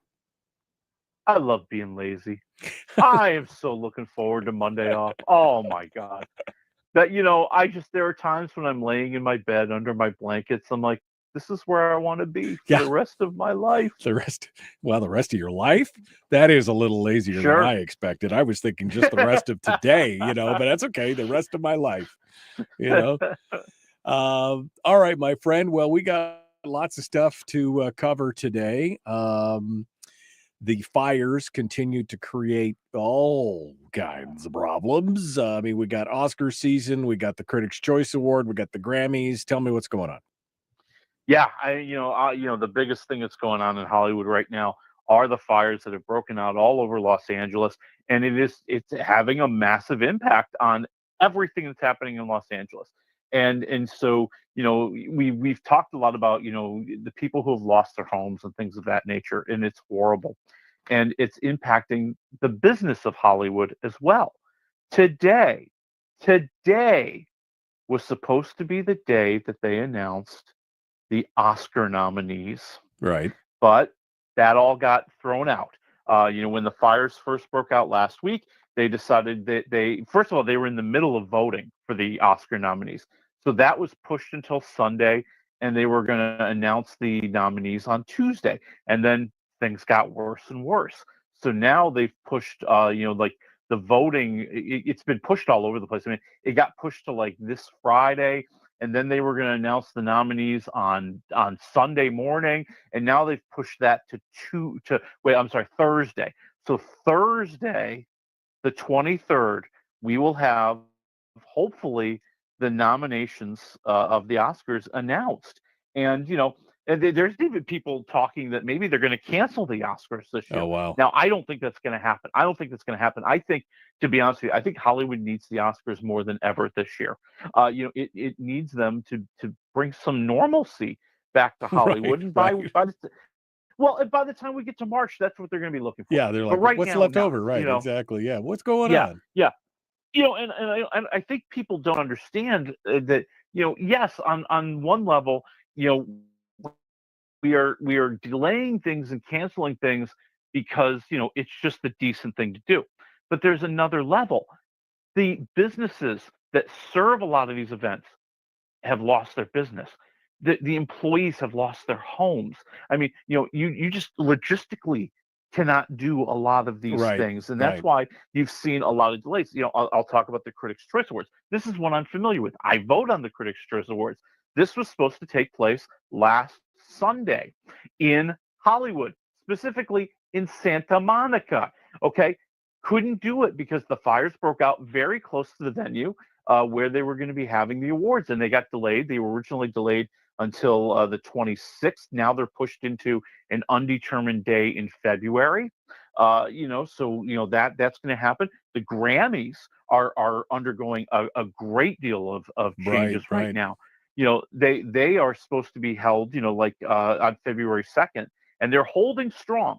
They say that they're still going to do the Grammys, but it's going to have more of a charitable aspect to it. You know, it's going to be more about, hey, let's play some songs and please call this number here to give money to the Red Cross. You know, things like that. They're going to do a special honoring of the first responders. They're going to do some really nice things. And along the way, a lot of the traditional Grammy events are getting canceled. A lot of the parties and the celebrations and the artist features that happen the week of the Grammys, you know, where you know they have these showcases for these up and coming artists. They're not going to do that this year, Right. So you're going to see that impact in a lot of ways. And you know, I didn't know if I wanted to bring it up, but the biggest delay of all, Meghan Markle had to delay her Netflix cooking show until March. Her cooking show, because you know people would be like, "Is that Meghan Markle cooking? Is that what's going?" She has a Netflix show on Netflix called "With Love, Meghan," which I mean, come on, who the actual heck is? I mean, what Meghan Markle? Okay, yes, delay that show, sister. Do you delay it, sister? We are with you in solidarity. Yes, I'm sure it has nothing to do with the fact that every show that her and Prince Harry, or I guess you can't call him Prince anymore, but her and Harry have produced for Netflix has been a complete and utter bomb. Yeah. Like literally, Netflix is regretting the fact that they signed them to this big multi-million-dollar deal. The things that they're producing are getting like crud viewership at best. Exactly. And this is the last chance. Like literally, this is their last chance. And so if Meghan Markle doesn't transform herself into, you know, I don't know, Martha Stewart, they're done. Yeah, they're done. She got to be a Rachel Ray clone or something. Yeah. I mean, this is what happens when you sign people based on celebrity, right? I mean, it's just you know, it was just like there's nothing there, folks. Nobody, oh, America loves the royals, except they're not royal anymore, so it doesn't really matter. They walked away from all that, and I don't care, and I don't even care. I look around at people, and sometimes my wife starts talking about it. I'm like, who cares? They're British. They're British royalty. We fought a war over those guys. Screw those guys. They could go pound sand for all I care. Anyway, all right. So Meghan Markle, The Weeknd delayed his release of his new album. Beyonce delayed it. I mean, this whole thing, and the Rose Bowl has been canceled. Well, not the Rose Bowl. The concert. I'm Was sorry. going to do the concert. The Weeknd was going to do a big launch concert at the Rose Bowl, and it has delayed it into. I think I can't remember. I think November or something. It's some very long time down the road. Yeah. So, and of course nobody knows what's going to happen in a week because they still don't have a significant portion of this thing under control.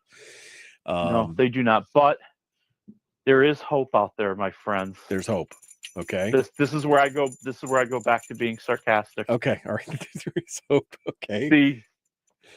The future president and former president Donald Trump announced yesterday that he has selected 3 special ambassadors to to Hollywood. Okay, 3 special ambassadors to yes. Hollywood. We gotta have Hollywood ambassadors in our own country to our own. Yeah. Okay. Yes. Yeah. Yes. They are Mm-hmm. Mr. John Voight. Okay. They are Mr. Sylvester Stallone. Ooh. Okay. And they are Mr. Mel Gibson. Wow. And yep. And so the idea here, and Trump has, in his administration, have spoken out about this.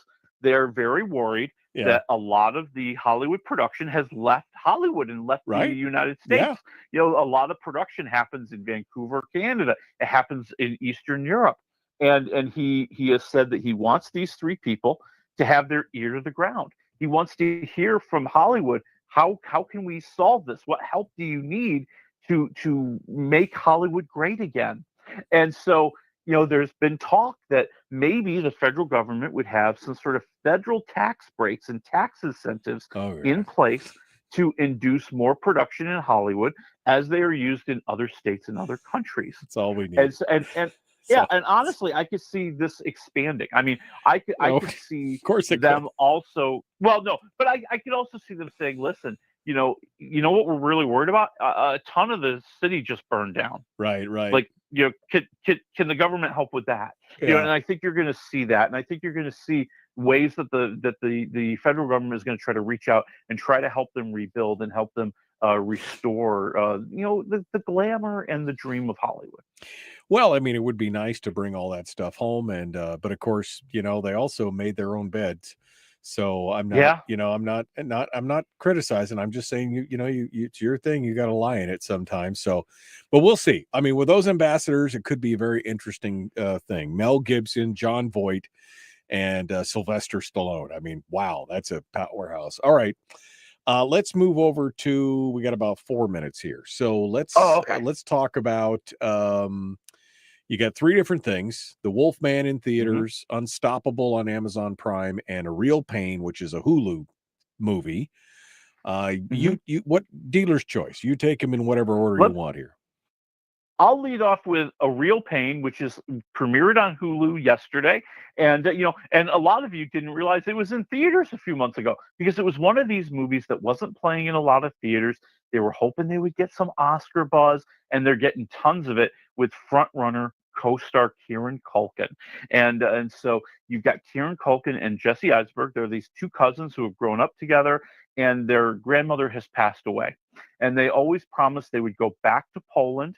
They would go see her old hometown, her old home, and remember her and the life that she had. I'm sorry, as a Jew who was captured in a concentration camp and eventually came to America and started their life and started their family in America. And you know, it's not a movie about story. It's really about the acting, and it's about the conversations and the dialogue. And that's why Kieran Culkin is getting an Oscar nomination, and frankly might just win, because he's amazing. I mean, he just has so many levels to this character. This charming scamp. He lives day by day. He's got passion. He's got excitement. He's also bipolar. And we see the negative sides and the downsides of him, and the reasons why maybe he's kind of stuck in life. And that part is fascinating to watch, and that's what makes it a 3 Waffle movie. All right. A Real Pain on Hulu. What's next? Then let's talk about Unstoppable. This is our Amazon Prime movie. Again, another movie that played in theaters, and you never saw it because they were really hoping they would get some Oscar nominations this week. And that's why it's on Amazon Prime this week. But not a bad movie. Excuse me. It is the true story of Anthony Robles. He is a man who was born with 1 leg, but dreamed of being a collegiate wrestling champion. And so it is that traditional feel-good, extremely satisfying, and extremely predictable movie where he's going to overcome all the odds and all the obstacles in front of him to become this inspirational character. And that's nice to watch. And, you know, and there's the rough side, seeing him growing up, having, you know, a rotten stepfather played by Bobby Cannavale. Yeah, we see his mother, Jennifer Lopez, dealing with the struggles in their life, and they give her a lot of story too. I'm at 2.5 waffles. It is satisfying. You were cheering for this guy the whole time. And you know what? I think I probably enjoyed it more on Prime Video than I would have if I went to the theater. Okay, yeah, because you paid less and you can pause it to go to the bathroom, so you're happy about that. Exactly. This is the big one, Wolfman in theaters. I heard some wild stuff about this. Give me the rundown here. We got about 2.5 minutes.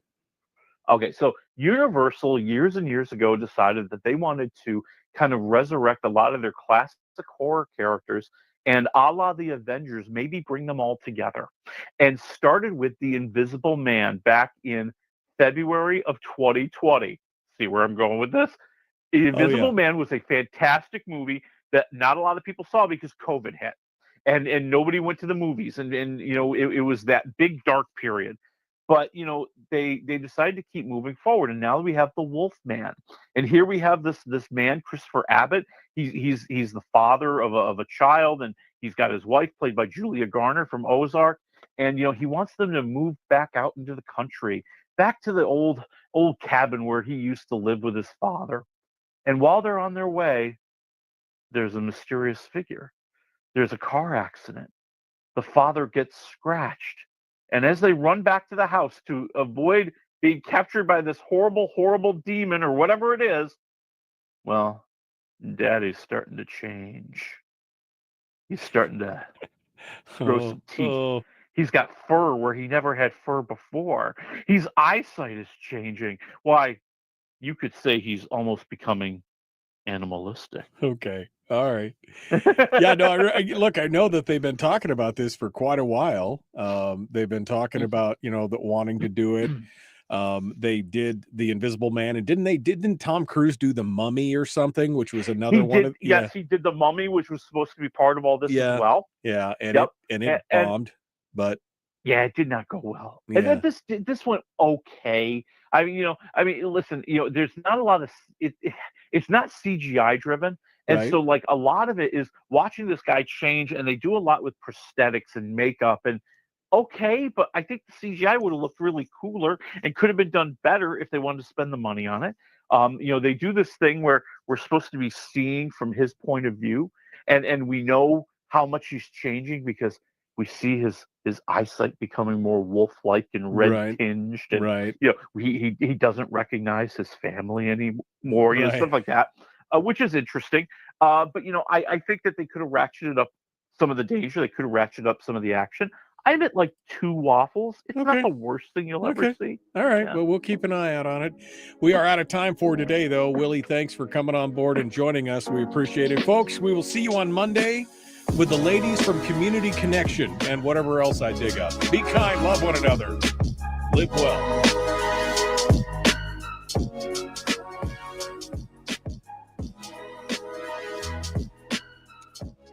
Okay, sorry about that, Willie. I just looked over and realized we were almost out of time. So, that just sounds like meh. I mean, you say 2.5, but it sounds kind of meh.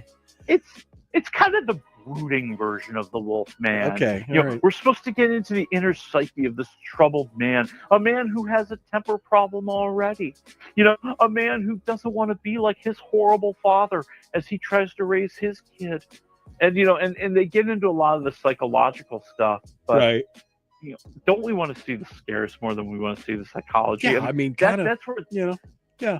And that's why I compare it to The Invisible Man. The Invisible Man was a totally different story, and and made it so shocking and so perilous because the Invisible Man turned out to be a horrible stalker and Right. was stalking this poor woman. And so we had that visceral reaction that we're afraid for her. We want her to survive. We're cheering when she's fighting back. And I don't feel like you get that here in the Wolfman. Not as much. I mean, Right. Julia Garner does a decent job. I mean, at some point she's going to have to go mama bear on everybody, and that's going to come, and Right. it's going to happen. And it's interesting to watch, but I think it's a little bit too subdued for not only just horror movies but modern horror movies. Okay. All right. Well, I guess we'll keep an eye on it. Poor Ryan Gosling is a producer. He could have picked a winner. But You know why? yeah. You know why he's a because they originally wanted him to be the Wolfman. Oh. He was originally going to be the Wolfman, and COVID hit. And that's caused all sorts of delays and all sorts of production issues. Oh. And he ended up falling out of the movie. He was going to be the Wolfman. That would have been interesting. And it's a Blumhouse joint. Yeah. So, I mean, it would have been, I'll reserve judgment until I watch it. I like Blumhouse films. I think he does a good job. All right, Willie. Well, anything else before I let you go today? I'm ready to go hit the road. No, that's it. Next week, we're going to see Marky Mark, baby. Marky Mark? And we're going to see Marky Mark, yeah. What's he doing? No, Marky Mark Wahlberg, he's going to be in, I think it's called Flight Risk, where a passenger on board the plane is being taken to a mafia trial, but not everybody on the plane is who you think they are. Snakes on a plane? No. This is mafia on a plane. All right. Thanks. All right, Willie. Well, thanks so much. I appreciate it, my friend. It's good to talk with you. Okay, folks, we're out of time. We'll see you Monday. Be kind, love one another, live well. We'll see you then. Have a great day.